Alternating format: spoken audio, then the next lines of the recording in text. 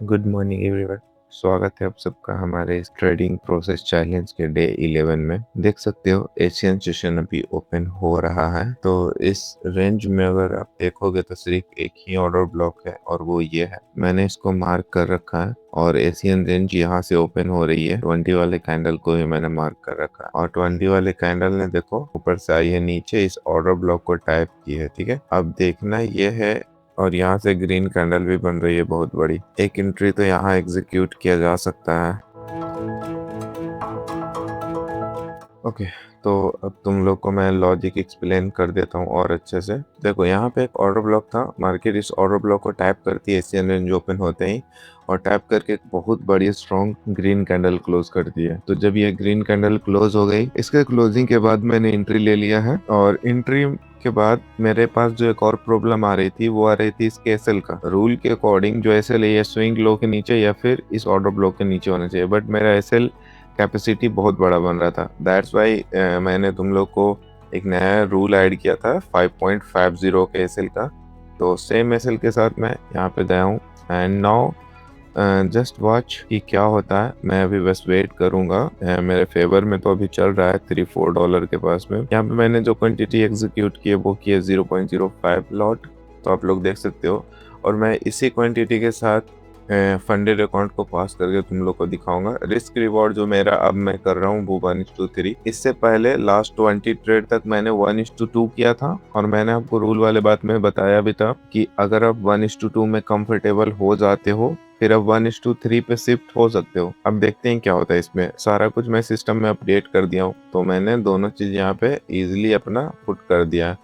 अब जो भी मुझे मार्केट देता है मैं उसको बस एक्सेप्ट करूंगा और एग्जिट करूंगा। उससे पहले एक छोटा सा इंफॉर्मेशन आप लोग के लिए गाइस, अगर आपको नहीं पता है कि ये ट्रेडिंग साइकोलॉजी क्या है और ये ट्रेडिंग स्ट्रेटजी क्या है, तो मैं तुम लोग को रेकमेंड करूंगा कि तुम लोग पहले मेरे ये 90% वाले साइकोलॉजी वाली वीडियो देखो। इसमें मैंने अपना जनरल लिख के भी बताया कि मैं किस टाइप से जनरल लिखता हूँ। सारा कुछ मैंने डिटेल में एक्सप्लेन किया, तो तुम इस चीज़ को देख सकते हो। और ट्रस्ट में तुम अभी तक प्रॉफिटेबल नहीं हो ना, तो वो स्ट्रेटजी रीजन नहीं है, वो रीजन तुम्हारा सिर्फ और सिर्फ माइंडसेट है। और इस वीडियो को लास्ट तक देखना, लास्ट तक देखते देखते तुम्हारा माइंडसेट बिल्कुल चेंज हो जाएगा। तो फर्स्टली तुम्हें क्या करना है, ये वीडियो देखना। सेकेंडली अगर तुम्हें स्ट्रेटजी भी सीखना है तो तुम जाना और इस वीडियो को देखना। High accuracy Asian session strategy, यहाँ मैंने 5 एंट्री मॉड्यूल का यूज़ किया है, बट नो इन केस मैं सिर्फ अब एक ही एंट्री मॉड्यूल यूज़ करता हूँ, वो है ओबी एंट्री मॉड्यूल, क्योंकि उससे मुझे एक्यूरेसी काफ़ी अच्छी मिलती है।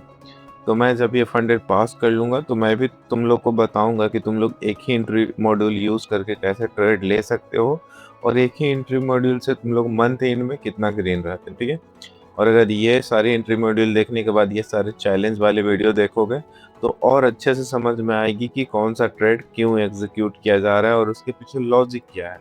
ठीक है, अब अगर अभी तक तुमने मेरे चैनल को सब्सक्राइब नहीं किया तो सब्सक्राइब करके बेल आइकन को ऑल पे सेट कर लेना। चलो अब देखते हैं, अपने फेवर में मूव तो हो रही है। जो भी मार्केट मुझे देता है मैं उसको ग्रैब करूंगा, बिकॉज मार्केट ही सबसे सुप्रीम है। मार्केट से फाइट ले नहीं सकते हैं। ठीक है, बस मार्केट का पीसफुली वेट कर सकते हैं और लिटरली वो जो भी दे, इस ट्रेड में मेरी लॉजिक सही है, मेरा व्यू सही है, फिर भी अगर वो मेरे अगेंस्ट आके मेरा एसएल ले लेती है और एसएल लेने के बाद भी टारगेट के ऊपर जाती है तो मुझे कोई दिक्कत नहीं है, क्योंकि मेरा काम क्या था, एक ट्रेडर का काम क्या होता है गाइस, चार्ट को एनालिसिस करना, जब उसका ट्रेड बने तो ट्रेड को पंच करना। तो मैंने वो सारा काम कर लिया। ऑर्डर ब्लॉक बना, मार्केट ने ऑर्डर ब्लॉक को मार्केट आई, एशियन रेंज में टैप की, स्ट्रॉन्ग कैंडल क्लोज की, उसके बाद फिर मैंने यहाँ से एंट्री एग्जीक्यूट कर दी, तो मेरा अपना सारा काम हो चुका है। अब मार्केट का काम क्या है, मार्केट या तो मेरे फेवर में जाएगी या फिर मेरे अगेंस्ट आके मेरा ऐसे ले लेगी। ये दोनों चीज मार्केट के ऊपर है। अकॉर्डिंग टू ट्रेडर मुझे ये दोनों चीज को एक्सेप्ट करना आना चाहिए। ऐसा नहीं कि मैं आज सिर्फ और सिर्फ प्रॉफिट ही लूंगा, प्रॉफिट के बिना मैं मार्केट से एग्जिट ही नहीं करूंगा। नहीं, ये फिर बिगिनर माइंडसेट है। प्रोफेशनल ट्रेडर का माइंडसेट क्या होना चाहिए, मेरा काम खत्म हुआ, अब सारा कुछ मार्केट के हाथ में, मार्केट जो भी देता है मैं उसको ग्रैब करूंगा और उसकी रिस्पेक्ट करूंगा। तो ठीक है, अब जब भी कुछ मिलता है तो फिर मैं अपडेट करता हूँ। अभी देख सकते हो, अभी टाइम लगेगा, अभी टाइम लगेगा। ऑलमोस्ट ये 17-18 पॉइंट जाना है ऊपर तो टाइम तो लगेगा इसको ऊपर जाने में। तो जब कुछ मिलता है एसएल टारगेट जो भी मिलता है फिर मैं आप लोग को अपडेट करता हूँ।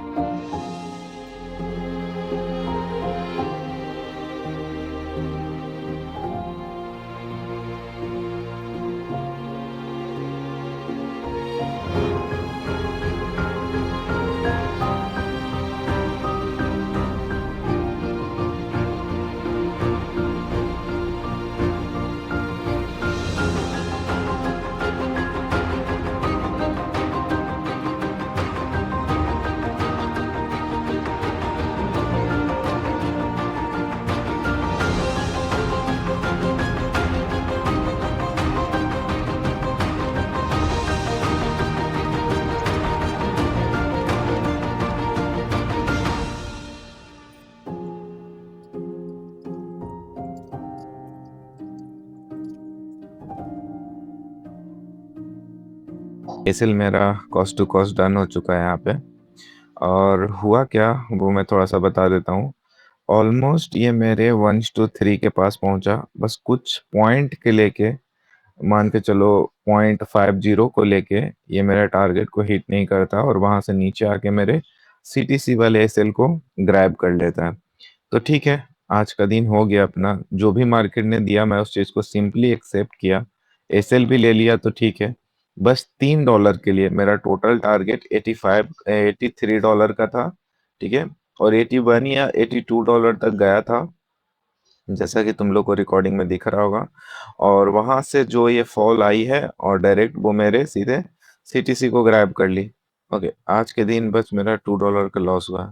अगर आपको भी इस लेवल का माइंडसेट चाहिए तो आपको एक्सेप्ट करना पड़ेगा कि मार्केट ही सबसे ऊपर है। आपको बस अपने सिस्टम में सारा कुछ पुट ऑन कर देना है। उसके बाद जो भी मार्केट दे उसको ग्रैब करना है। तो मिलता हूँ कल के अनदर सेशन में, तब तक के लिए stay safe and safe trading.